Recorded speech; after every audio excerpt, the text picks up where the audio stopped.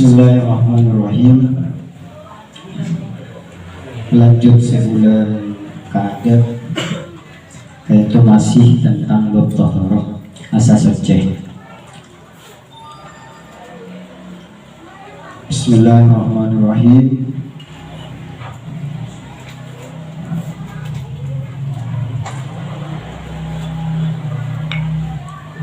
Kini seharam de orang head nikoh 10.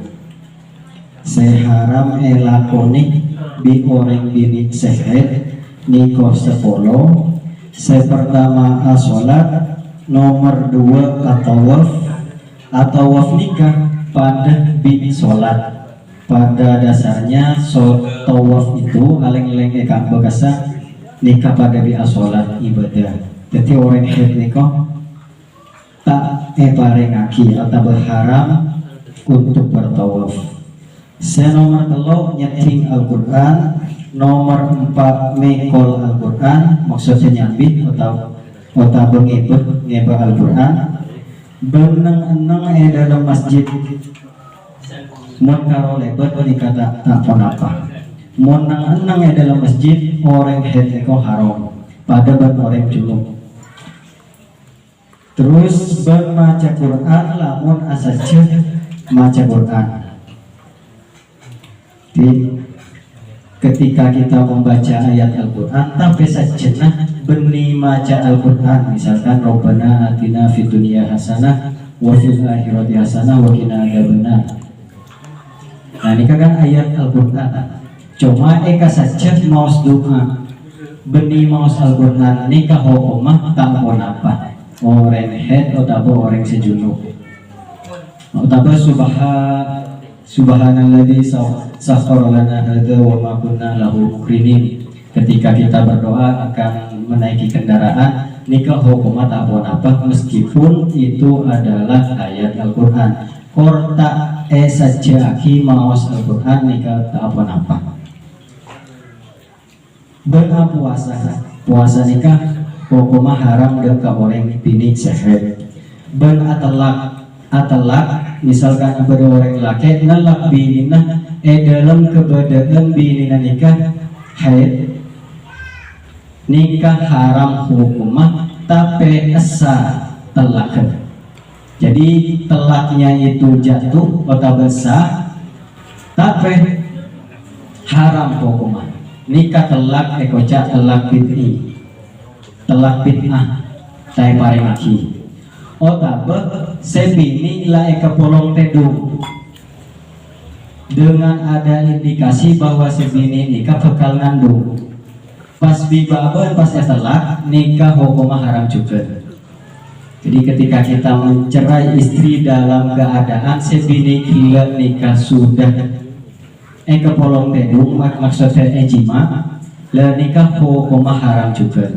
Jadi baik dalam keadaan dia haid ataupun baik dalam keadaan dia suci tapi sudah kepolong tedung. Arapa polana nikah neser kasebini polana internet nikah tetilancer. Misalkan sebini lai kepolong tedung ben perkiraan sebini nikah ngandung.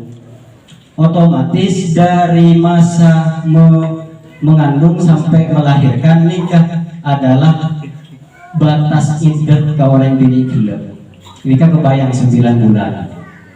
Jadi ambil makanya tak parengaki nelak bina ketika dia haid atau ketika dia suci tapi sudah kepolong tedung menurut dokter nikah langandung.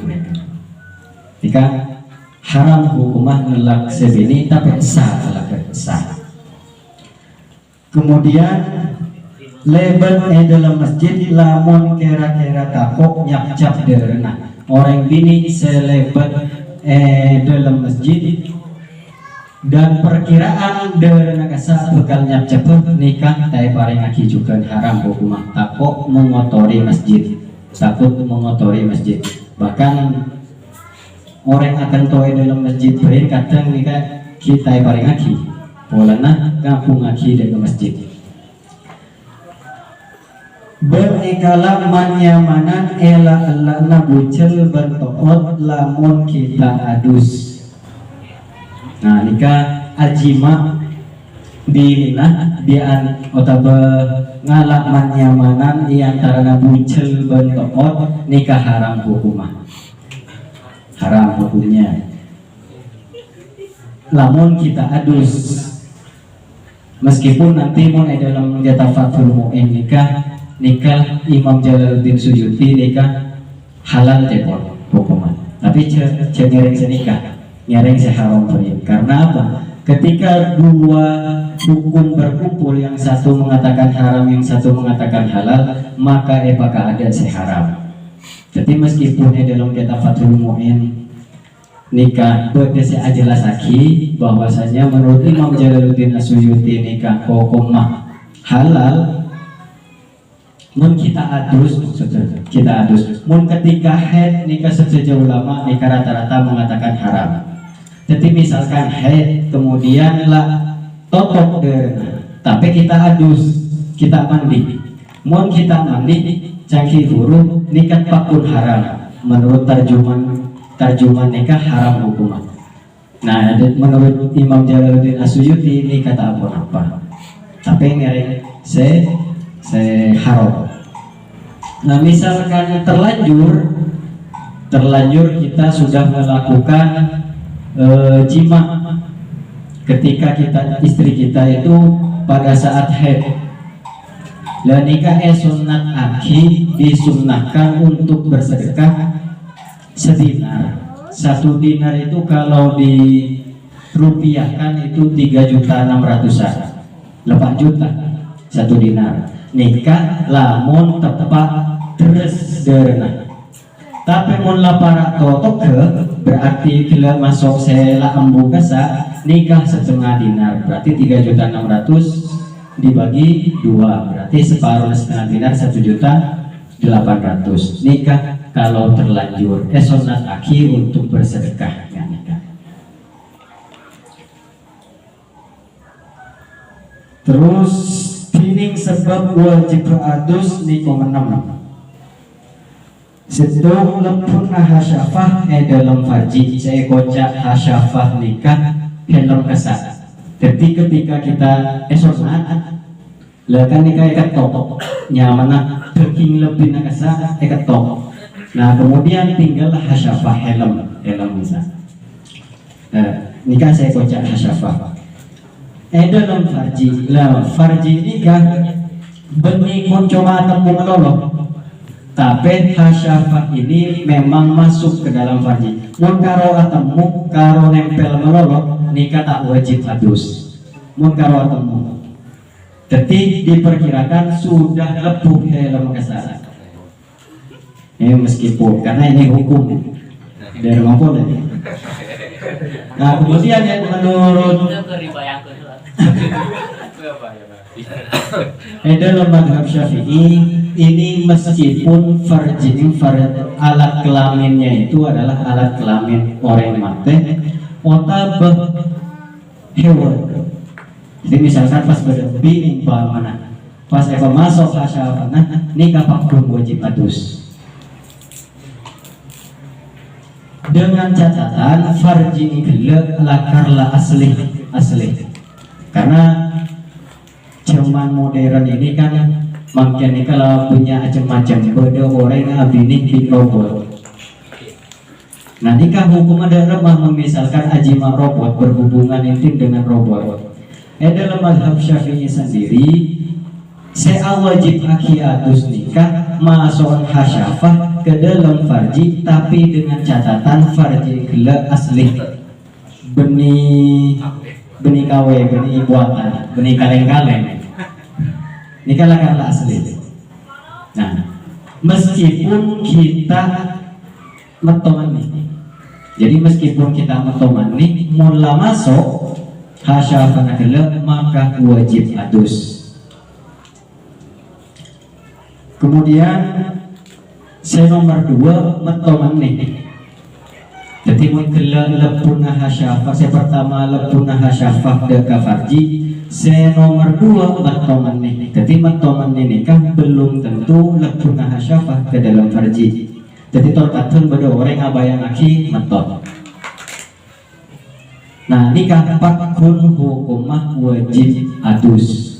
Otaba tedung kemudian nomor beda tepote umpamanya. Nah nikah tetap wajib adus. Ya, dalam mazhab Syafi'i tetap diwajibkan adus.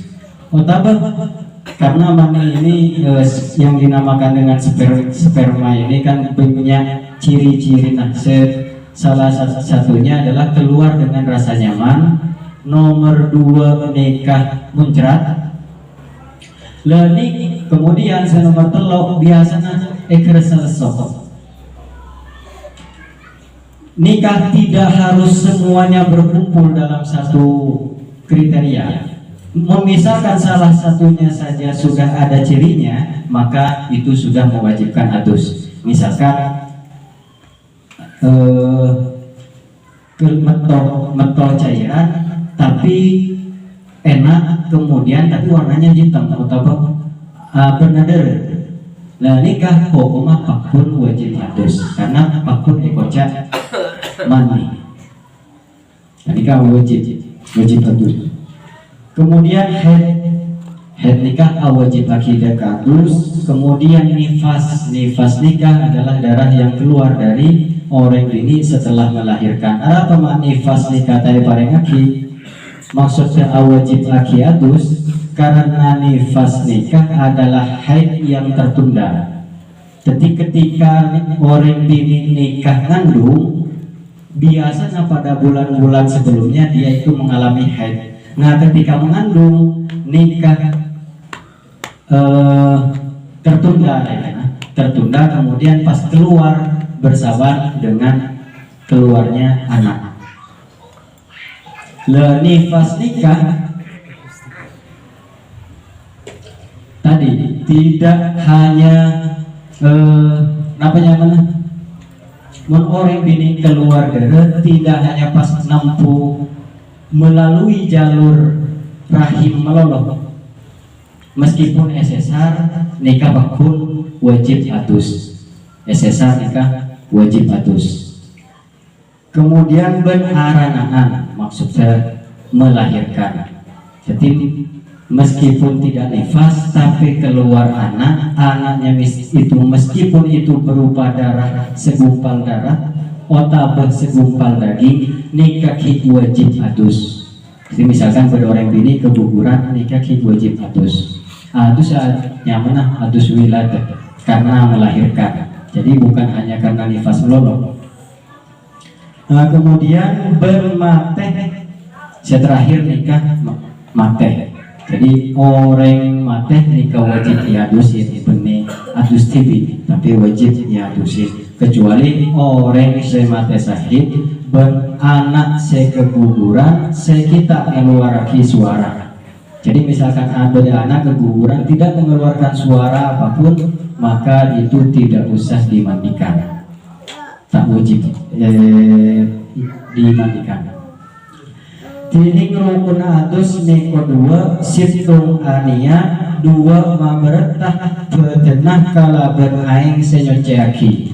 Jadi mon fardun wudhu niko 6, mon fardun adus niko cuma 2 yaitu ania nomor 2 maberetah bedenah kalaban aing senyoceaki. Nikah syaratnya. Nah kemudian di dalam mandi sendiri adus nikah cukup meskipun tak auto. Misalkan kita junub kemudian kita langsung mandi. Nikah meskipun kita memiliki hadas keni nikah cukup mandi kita usah wudu nikah sah hukumnya. Jadi cukup dengan mandinya saja kita tidak usah wudu lagi nikah sudah cukup. Hukum sah apa-apa dalam mazhab Syafi'i nggak nikah. Karena apa? Hadas kene pada hadas raja. Hadas raja ketika kita melakukan hadas raja, nyecaki hadas raja berarti otomatis sekene nikah masuk. Jadi lah tak usah dilakukan. Tapi sunat untuk berwudu. Nikah cuma wawasan rapor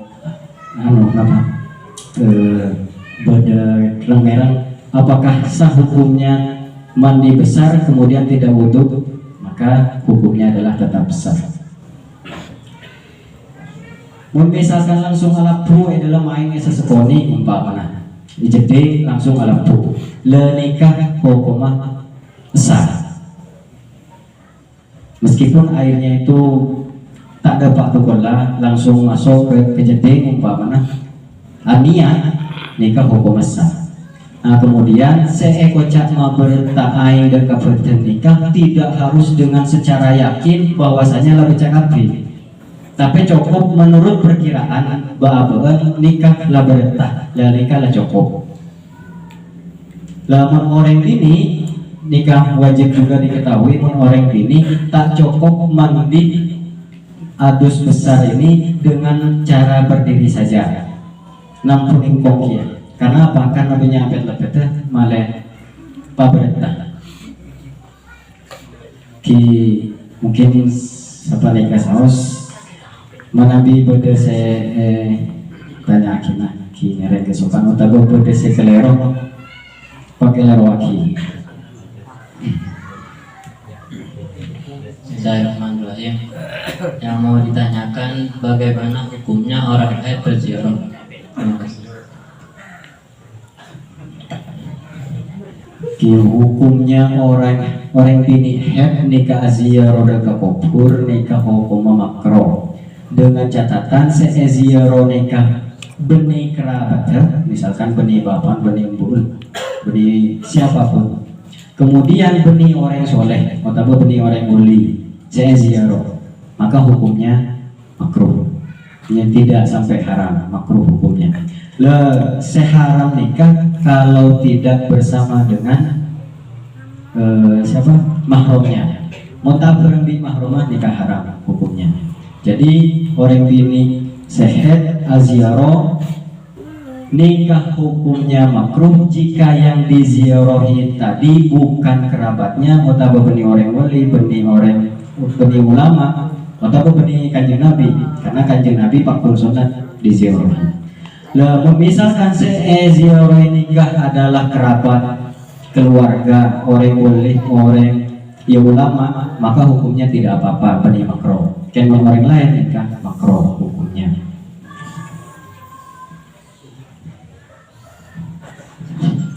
Assalamualaikum warahmatullahi wabarakatuh.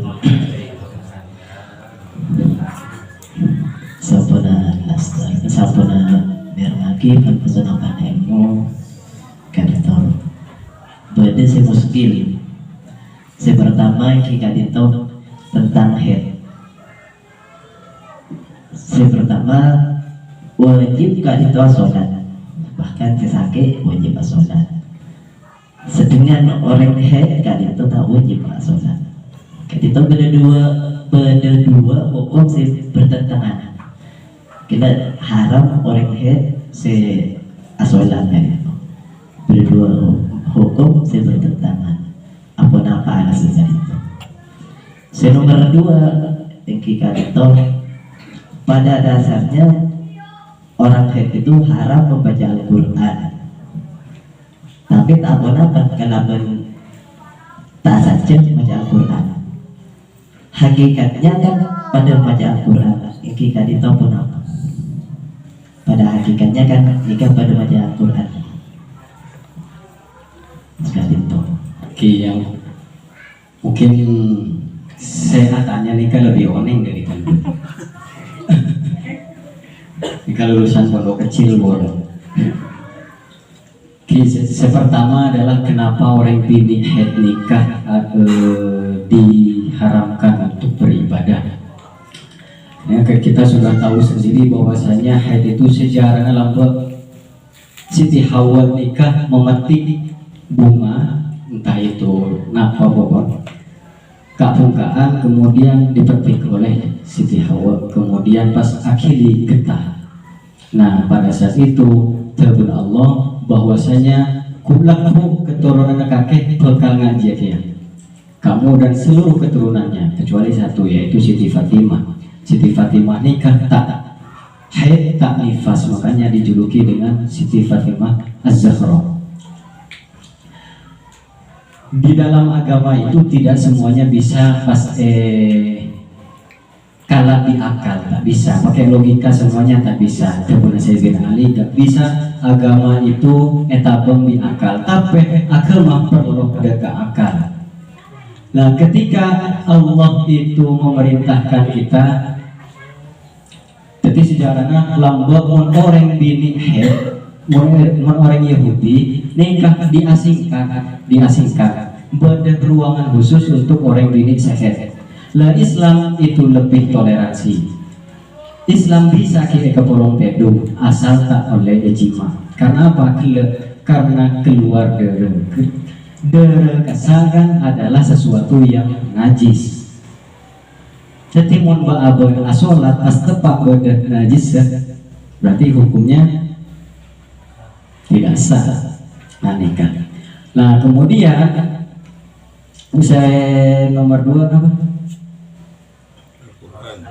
Nah, membaca Al-Quran otabah atiker kalaban Al-Quran. Kenapa kok bisa beda hukumnya? Karena apa? Karena an-niyat itu yang bisa membedakan antara sebuah amal dengan amal yang lain. Niat nikah mempengaruhi terhadap amal kita.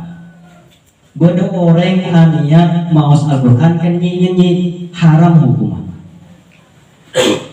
Tadi misalkan orang dinihat benih mau Al-Quran tapi mau berdoa menggunakan ayat Al-Quran. Ini kan doa karena di dalam Al-Quran ini kan lebihnya doa, dan doa yang maksur maksudnya yang memiliki ketersambungan sanad itu kan di dalam Al-Quran di hadis. Maka nikah saya lebih bagus ngakui doa nikah. Maka tadi yang bisa membedakan kenapa kok boleh dan tidak, karena ada niat di sana. Kita tidur mun niat bagus, ya berarti bagus kia tedu.